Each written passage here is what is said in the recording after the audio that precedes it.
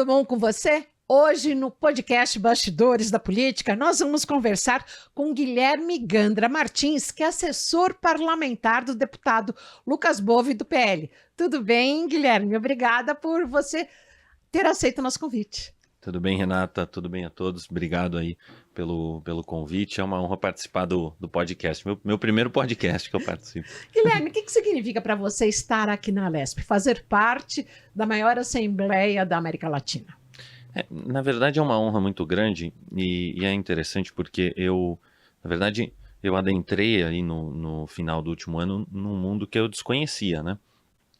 Porque, na prática, eu entrei na faculdade em 2020 e desde lá a minha preparação era para virar um advogado tributarista. Sempre gostei muito de direito tributário e comecei a estagiar em escritórios de advocacia, né?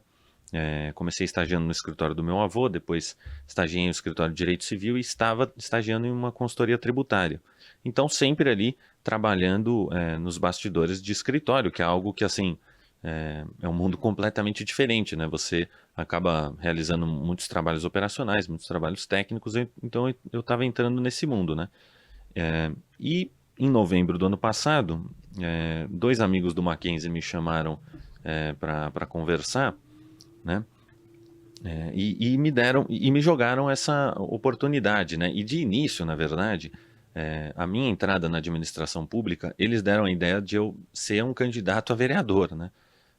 Porque aproveitando ali de todo o capital relacional e político que a minha família desenvolveu, né? Meu avô, Dr. Ives Gandra, maior jurista do país. Tem uma atuação política aí há anos e tudo mais, um grande advogado. Então a ideia era aproveitar do nome para ser um possível candidato, né? Eu confesso que naquele momento eu fiquei bastante deslumbrado com o convite, né? E acabei aceitando, né? Então eu saí de toda a preparação que eu estava fazendo para entrar nesse novo mundo, né? Só que no início de janeiro, isso foi em novembro de 2023, no início de janeiro desse ano, o meu avô me chamou para conversar e falou, olha, esse é um mundo muito difícil, eu acho que por você não ter tido nenhuma experiência na administração pública, eu acho que você vai entrar numa guerra assim que talvez você não esteja preparado, porque daí começou a virar, não, agora o Guilherme, então vamos colocar, para ele ganhar mais notoriedade, vamos colocar ele na Revista Oeste, na Jovem Pan, para falar ao vivo e tudo mais. Meu avô estava um pouco assustado com isso, ele falou, poxa, você está iniciando a carreira, imagina se não está preparado, qualquer coisa pode prejudicar a sua carreira inteira, né? Então ele estava muito preocupado e me aconselhou se eu quisesse entrar nesse mundo, a pelo menos começar pelos bastidores, né? Acompanhando os bastidores de tudo. E eu confesso que eu também, a própria equipe toda que estava me auxiliando ali naquele início de campanha, percebeu que eu estava diariamente ansioso, né? Porque eu mesmo estava com medo, né? Eu deixei toda uma vida que eu tinha me preparado para ser um advogado que trabalha no operacional de um escritório para entrar nessa vida política. Então, eu mesmo estava muito ansioso e assim, a bênção ali do meu avô para acompanhar o que eu estava sentindo foi a chave para eu desistir. E daí, tenho que agradecer muito aí ao Igor, né? O Igor Gomes é assessor, né?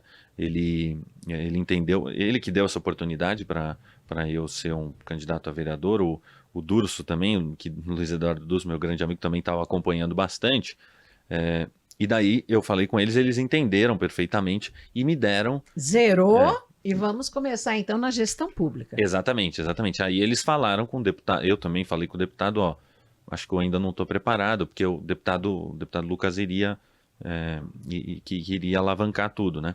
E daí eles acabaram me dando uma oportunidade de trabalhar como assessor parlamentar, que era exatamente aquilo que o meu avô tinha me aconselhado, né? De, poxa, começa nos bastidores, então, se você quer entrar nesse mundo, começa nos bastidores. Então, aí, desde então, isso foi ali em fevereiro, né? Fevereiro de 2024 agora. Então, desde então, aí eu tô trabalhando aqui nos bastidores mesmo e começando essa vida política, né? Aí, quem sabe, no futuro me desenvolvo para entrar num pleito eleitoral. Há 8 meses aqui na casa, Qual o seu maior desafio? Então, eu acho que o maior desafio é exatamente fazer isso assim, que foi meio que o que definiu a minha chegada aqui, né? Porque, na prática, quando você trabalha em bastidor de escritório, que é o que eu sempre fiz, você executa trabalhos técnicos e operacionais ali e você não tem nenhuma flexibilidade de horário para desenvolver, assim, algo que eu estou fazendo aqui, que eu estou me esforçando para fazer aqui, que é capital relacional.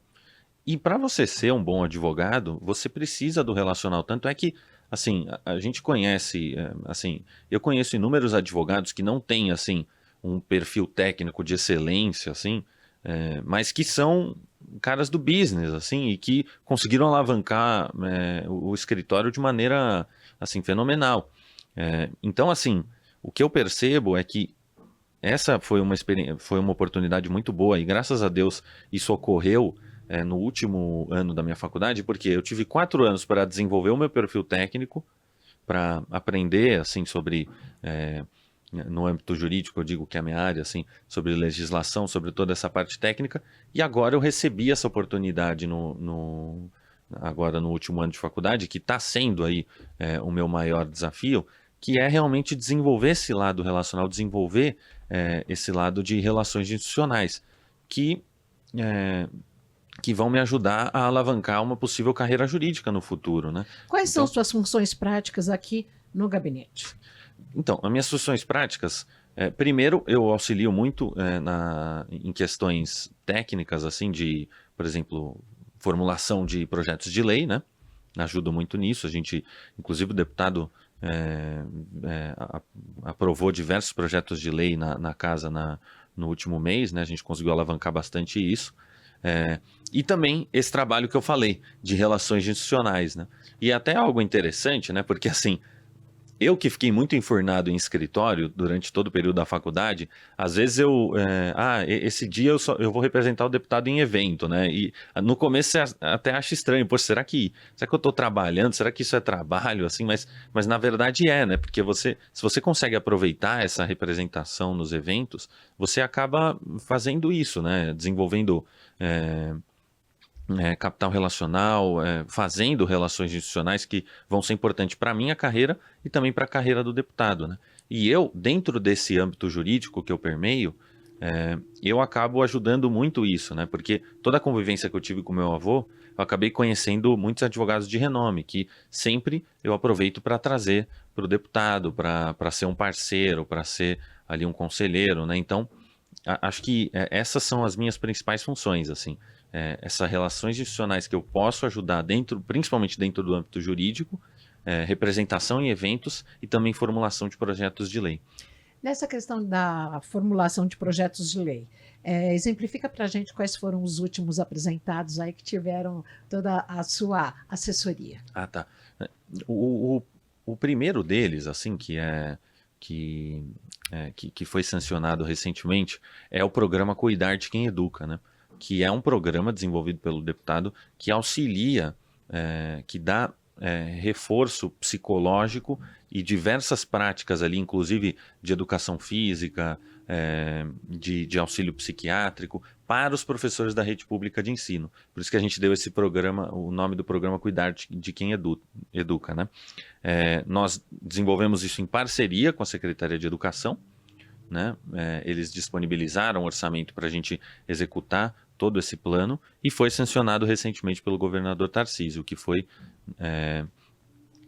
um grande sucesso ali para a campanha. Precisa de alguma regulamentação ainda? Não, ele já vai ser implantado no próximo ano. Como que funciona? Na verdade, ele já vai ser implantado. Como eu disse, a Secretaria de Educação ela já disponibilizou recursos por orçamento. Se necessitar de alguma resolução que exemplifique melhor, aí isso vai ser discutido no futuro, mas de qualquer forma, já vai ser implementado esse projeto no começo do ano. Detalhe um pouco como é que é esse Cuidar de Quem Educa. Então, na prática, esse eu estou falando porque é o principal, foi uma alegria muito grande porque foi um trabalho feito ali em conjunto na Assembleia, a gente teve várias reuniões ali com a Secretaria de Educação e basicamente é isso, né? Porque foi uma demanda que a gente percebeu, porque muitas pessoas assim, reclamam da questão de ensino, né, da rede pública de ensino, que não oferece cuidado para os professores, que a remuneração é baixa, A muitas carga escolas... horária é muito extensa. Sim, sim. E muitas vezes também o que vem acontecendo, recentemente eu visitei um instituto lá em regiões mais pobres de São Paulo, né, que é o CEAP, né, um centro educacional, e assim, eles fazem um trabalho de excelência porque a gente está fazendo também um projeto de lei, esse a gente ainda está executando, que é a PL das Soft Skills, né, que vai buscar trazer para a grade curricular habilidades socioemocionais para os alunos, que é uma demanda bastante reprimida, que já foi, assim, já houve parlamentares que tentaram implementar essa questão aqui na casa, né? Mas que, de certa forma, a gente está pegando esses exemplos para formular da melhor maneira possível. A gente está fazendo isso em conjunto com a Secretaria de Educação e a gente está buscando implementar na grade curricular mesmo questões envolvendo habilidades socioemocionais, que é uma demanda bastante E reprimida. o que são para o grande público, para a nossa audiência? O que são essas atividades socioemocionais? Habilidades socioemocionais... As habilidades. O que acontece? Hoje a gente tem na rede pública de ensino um ensino voltado muito para assim, conteúdo, né? É algo muito conteudista e muito técnico. Só que recentemente saiu uma pesquisa, né? Que até foi publicada pelo G1, né, uma matéria extensa, dizendo que 9 em cada 10 profissionais são contratados pelo perfil técnico e demitidos pelo perfil comportamental. E é algo que a nossa rede pública de ensino não se preocupa, né, com, assim, você ter coisas basilares, assim, de gentileza, de fortaleza, de habilidades, assim, que envolvem na prática virtudes ordinárias, né? E que, assim, a escola acaba não ensinando isso, né? Que na prática, assim, num mundo perfeito, isso nem deveria ser função da escola, deveria ser função da família. Mas a gente conhece toda a estrutura ali envolvendo o nosso estado e também o nosso país, né? Enfim, famílias são mais estruturadas, que não têm a condição também de transmitir isso para os filhos. Então, essa é uma demanda que a escola precisa pegar, né? E por isso que a gente tem, e é interessante porque o Conselho Estadual de Educação, ele está começando a adentrar nesse assunto, né? Porque recentemente lá, a gente tem um parceiro lá, o Wilson Vitório, que é conselheiro lá, membro do Conselho Estadual de Educação. E recentemente foi o reitor da FUVEST lá e houve diversas críticas ao perfil conteudista da FUVEST, né? O perfil técnico que só... O diretor da FUVEST, você quer dizer? Isso, que exatamente. o reitor é da USP, o diretor desculpa, da FUVEST. eu falei errado, eu errei as palavras. Mas, assim, teceram várias críticas pelo fato de que, poxa, para você entrar na FUVEST, você tem que ficar enfurnado 2 anos no cursinho, currículo, desenvolvendo questões assim que envolvem decoreba. Então, assim, o bom é que, assim, você percebe que as pessoas que estão atuando na administração pública, na área educacional, estão percebendo isso, né? Estão percebendo que essas habilidades elas são fundamentais. Então a gente resolveu, apresentamos lá com um PowerPoint todo formulado, desenvolvendo esse projeto da PL das Soft Skills. Agora a gente está na fase de procura de materiais e tudo mais, mas estamos desenvolvendo. E seria para ensino fundamental e médico? Para quem... A nossa ideia inicial era desenvolver para ensino médio. Mas, conversando com diretores de escola, eles acham, assim, os especialistas, eles acham que vale mais a pena... Nos pequenos, já. Desenvolver nos pequenos, né? Assim, desde o ensino fundamental 1. Mas, voltando ao que eu estava falando, né, assim, porque eu acabei entrando nessa questão das habilidades socioemocionais, porque recentemente eu fui visitar esse centro educacional e o diretor, ele falou uma escola aqui a 100 metros, assim, a gente recebe notícias de que os alunos agridem os professores, né? Então, assim, e isso a gente sabe que acontece por aí, né? Os alunos... Desrespeito aos educadores, né? Os alunos ameaçando. Então, assim, poxa, imagina uma situação dessa, entende? E a gente vem pleiteando ali, claro, o aumento na remuneração é importante e tudo mais, mas mais do que isso, em uma situação dessa, a gente precisa ofertar dentro do orçamento da secretaria, um apoio psicológico e psiquiátrico aos professores. Até, assim, apoios que envolvem mais do que isso. Assim, no projeto também consta atividades envolvendo educação física, próprias, assim, viagens, assim, sabe? Um programa mesmo para eles se sentirem acolhidos mesmo, né? Então, eu achei muito interessante, assim, né? Porque é um projeto, assim, completamente apartidário, né? Que a gente executou e que vai ser de suma importância, assim, para o desenvolvimento da rede pública. Então, tem a lei sancionada do Cuidar de Quem Educa, agora esse projeto de lei que já está tramitando aqui na casa, já está tramitando esse da Soft Skills ainda não? Da Soft Skills ainda não. Esse a gente ainda está em... Está no prelo, está na evolução, no desenvolvimento. Já está na evolução, mas a gente pretende que seja o carro-chefe, né? A gente pretende aí que seja o carro-chefe do ano que vem.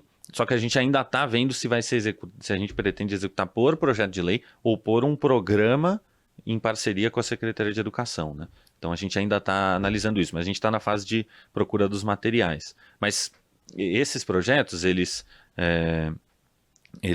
assim, mostram que o principal engajamento nosso realmente é a área de educação mesmo, né? E nessa área de educação, já dá tempo de ter mais algum PL no prelo, na gaveta? Então, nós tivemos o nosso plano piloto, e que deu muito certo, né? Inclusive já saíram matérias na mídia sobre isso, foi o programa de aulas de finanças e empreendedorismo nas escolas públicas. Foi sancionado, teve um evento grande ali no Palácio, né? Falando sobre a sanção do projeto e tudo mais. O deputado ficou muito feliz e foi um projeto ali desenvolvido em parceria também com a SEDUC e que esse já está sendo implementado. Esse foi sancionado no ano passado. De educação financeira. No final do ano passado. Esse foi o nosso plano piloto e a gente viu que a gente deveria ser uma referência dentro dessa área de educação mesmo, né? O deputado também tem alguns projetos ali voltados ao agronegócio, né? A gente teve recentemente a Rota dos Vinhos. A Rota dos Vinhos, o PL da carne, né? Que infelizmente acabou não sendo sancionado pelo governador, mas que foi um projeto executado ali em conjunto com várias instituições, a Associação dos Supermercados, o PROCON. Assim, o deputado trabalhou muito forte para sancionar esse projeto. Infelizmente ali nós sabemos como é que os trâmites políticos, na última hora acabou não sendo sancionado, mas foi aprovado pela casa e também assim, o deputado disse que ainda não desistiu, que ele vai continuar. Ele deve representar então. Deve representar, mas é um projeto interessante também que não permite a utilização de palavra carne nos alimentos que não possuem conteúdo animal em sua substância. Porque assim, quando a pessoa utiliza ali no supermercado, quando a pessoa fala tal alimento de carne, mas muitas vezes não tem absolutamente nada de origem animal, isso só prejudica a saúde do consumidor. Só tem essência, né? Exatamente. Não tem o alimento em si, é só uma essência. E você vê, quem é mais prejudicado com isso são, assim, as pessoas mais pobres, porque, poxa, nesses supermercados, assim, grandes, assim, em regiões mais afastadas, mais periféricas, a pessoa não vai ter ali a condição de conseguir estabelecer se aquilo é de carne ou não. Isso acaba enganando o consumidor.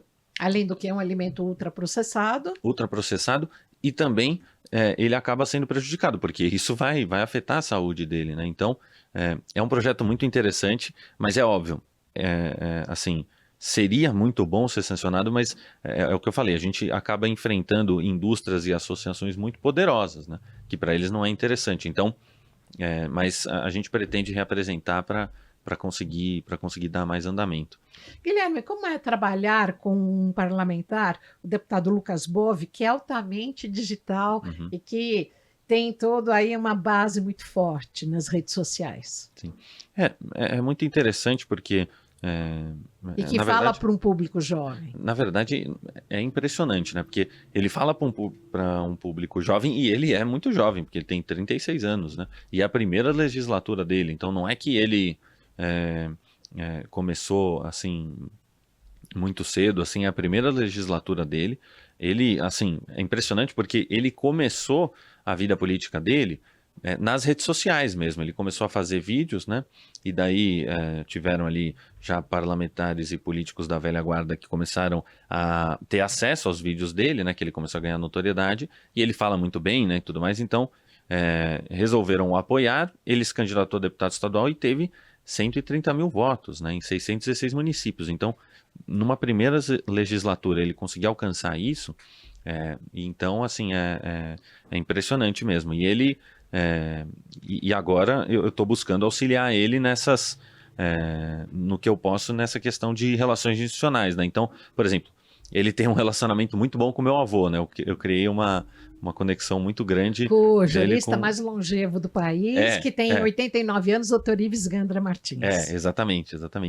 Então, eles têm uma sinergia. Eles têm uma sinergia muito grande. É interessante, assim, porque é um cuidado muito grande que meu avô tem com ele, assim, uma amizade muito grande que eles criaram, assim. Teve até uma notícia que saiu uma vez na Folha de São Paulo, né?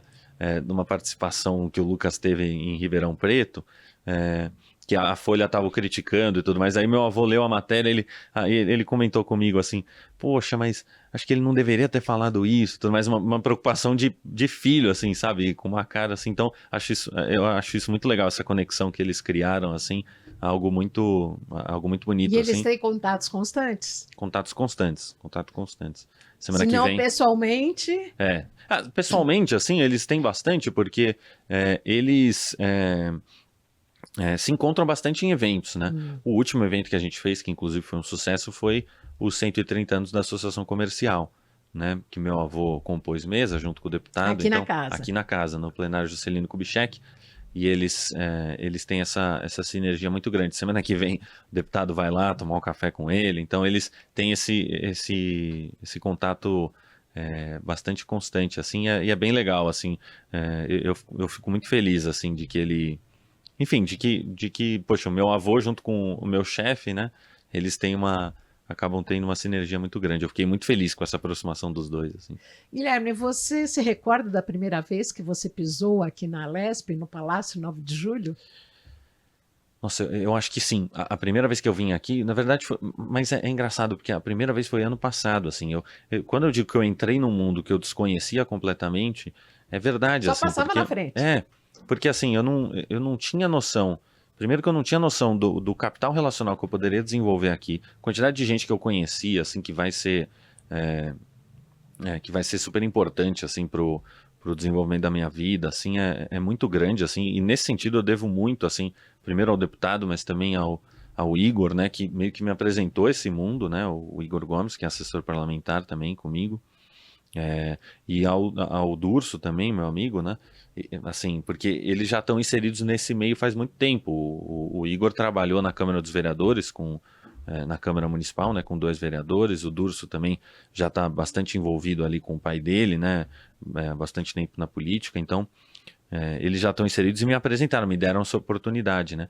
Mas é interessante porque, assim, quando eu digo que eu entrei num mundo que eu desconhecia, é verdade. O que significa para você estar na Casa das Leis? Na casa que faz leis, que faz políticas públicas para toda uma população, para a maior população do país?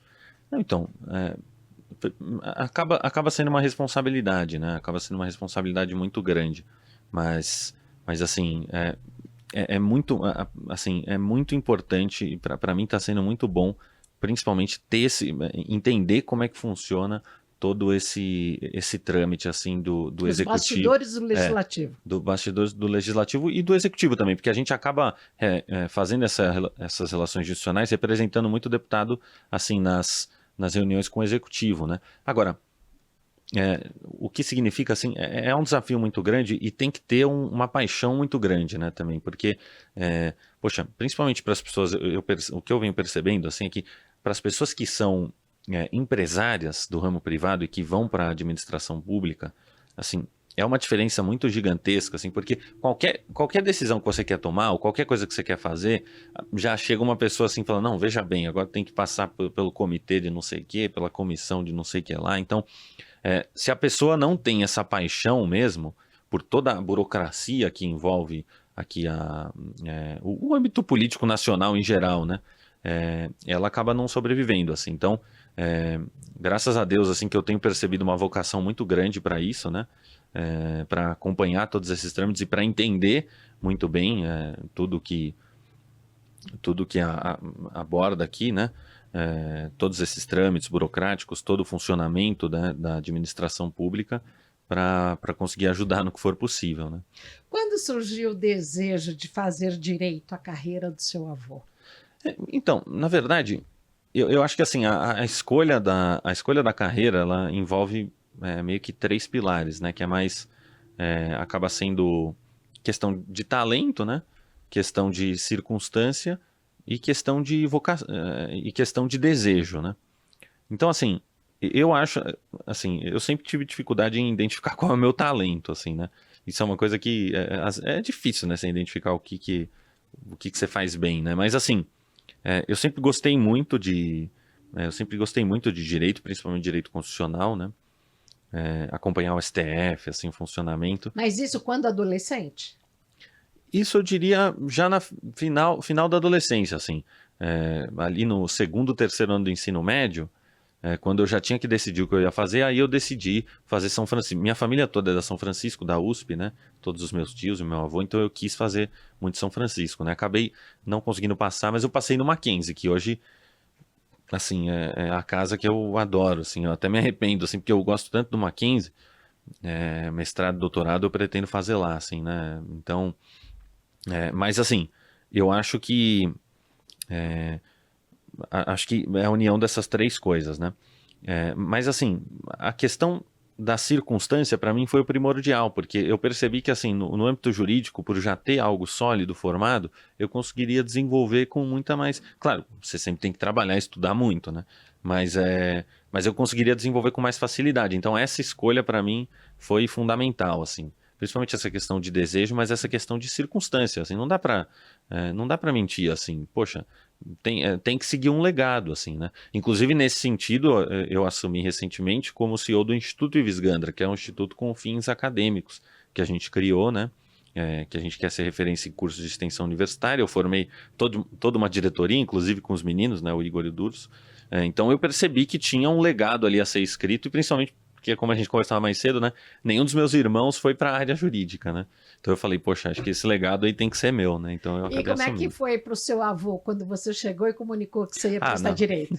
A alegria é muito grande, né? E o meu avô, ele, assim, ele percebe que ele tá, assim, já tá com 89 anos, então que ele precisa formar sucessores. Então, os meninos sabem aí, todo mundo vê, assim, que ele, assim, tudo ele me coloca, assim, tudo ele me coloca que ele acha que vai ser bom para eu desenvolver esse lado relacional, assim, esse lado do direito. Então, por exemplo, ele não consegue mais ir nos eventos presencialmente, muitos deles, né? Assim, ele vai naqueles que principalmente o deputado pede, ou eu peço e tudo mais, aí ele vai... Os que são essenciais. Mas assim, vários eventos ele é convidado por e-mail, aí ele já manda assim, ó, não, serei representado pelo meu neto Guilherme. Ele já me liga e minha tia também, a Ângela, que tá tocando o escritório, também está muito envolvida nisso, né? Acompanhar essa sucessão. Então, ele fica muito feliz, assim, e o pessoal vê que ele está realmente engajado em me formar, assim, para seguir com essa sucessão. Fora direito, dá para falar de futebol com o avô, para ir a um restaurante? O que vocês fazem deixando o direito de lado? Não, ó, fora do direito, a gente tem uma paixão muito grande que é o São Paulo Futebol Clube, né? O meu avô é conselheiro vitalício de São Paulo, eu também sou conselheiro de São Paulo, e assim, a gente tem uma paixão muito grande, assim, assistimos todos os jogos, né? Agora ele não consegue mais ir aos jogos, então, mas eu sempre vou, né? Os que são fora de casa eu sempre assisto com ele, né? Mas a gente tem essa paixão, assim, e nossa, a gente sofre, viu? A gente sofre bastante, porque é até engraçado, né? Porque, assim, o meu avô com toda essa aura intelectual, assim, poxa...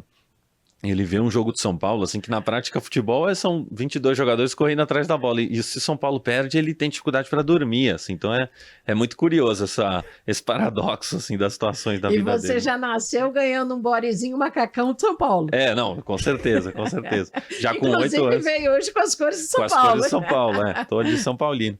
Mas com 8 anos ele já me colocou como sócio, o que me permitiu agora, muito novo, me candidatar ao conselho, né? Porque E jogar uma bolinha, você joga? eu jogo, mas eu costumo falar que eu assisto melhor do que Tá mais jogo. pagando Eu gosto mais de assistir do que jogar, mas eu jogo também, mas não E seu sou muito avô bom. jogava? Jogava, meu avô jogava bastante. Ah. Meu avô falava que ele era zagueiro, assim, zagueiro de bater. Guilherme, nós estamos chegando ao final do podcast Bastidores da Política. Super obrigada por você ter vindo, você que é assessor parlamentar do deputado Lucas Bove. Agradecemos demais a sua participação e que você tenha aí uma longa trajetória aqui na LESP e volte mais vezes. Tá bom, obrigado. Eu que agradeço pela oportunidade de contar aqui um pouquinho da minha história. Obrigado. Hoje, o podcast Bastidores da Política ouviu Guilherme Gandra Martins, que está iniciando a sua carreira aqui na Assembleia Legislativa. Obrigada pela sua audiência. Podcast Bastidores da Política em multiplataforma, nas redes sociais e também aqui na Rede Alesp.